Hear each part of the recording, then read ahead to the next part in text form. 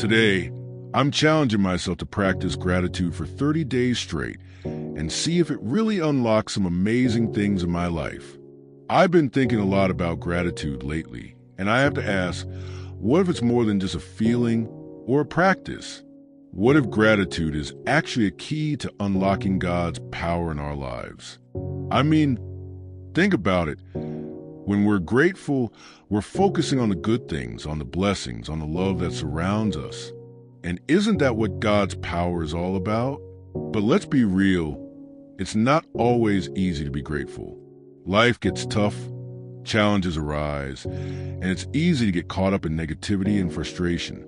I've been there too, feeling stuck, feeling like I'm not good enough, feeling like I'm just trying to get through the day.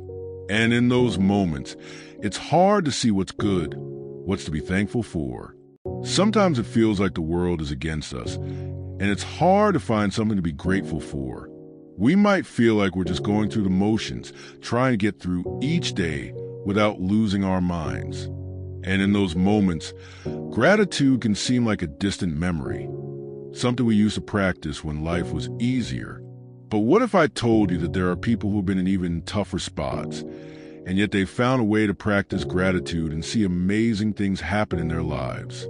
People who have lost loved ones, who have faced incredible challenges, and yet they've chosen to focus on the good, to choose gratitude. And I think that's the thing. Gratitude isn't just about our circumstances. It's about our perspective. It's about choosing to see the good, even when it's hard. Even when it feels like everything is falling apart, we can still choose to be grateful.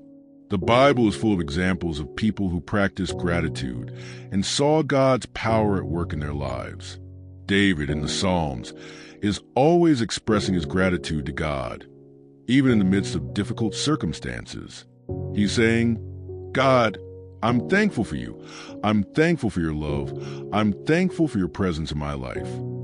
In 1 Thessalonians 5, verse 18, we're told to give thanks in all circumstances, for this is the will of God in Christ Jesus for you. That's a pretty clear instruction, to give thanks, no matter what's going on.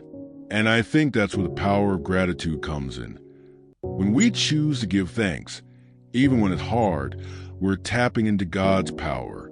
One story that stands out to me is that of Corrie ten Boom, a woman who survived the concentration camps during World War II. She and her sister were imprisoned, beaten, and mistreated. But even in the midst of all that suffering, Corrie chose to practice gratitude. She would thank God for the little things: a sunrise, a piece of bread, a kind word from a fellow prisoner. So what can we learn from Corrie's story? What can we learn from the Bible? I think we can learn that gratitude is a choice, and it's a choice that can change our lives. When we choose to focus on what we're thankful for, we start to see the world in a different way. We start to see God's power at work in our lives. So let's recap. We've talked about the challenges of practicing gratitude. We've looked at some biblical examples, and we've seen the transformative power of gratitude in someone's life. And I think the key takeaway is that gratitude really can unlock God's power in our lives. If you've been inspired by this video, I want to hear from you. Share your own experiences with gratitude in the comments below. And if you're interested in learning more about gratitude and how it can impact your life, be sure to check out my other videos on related topics.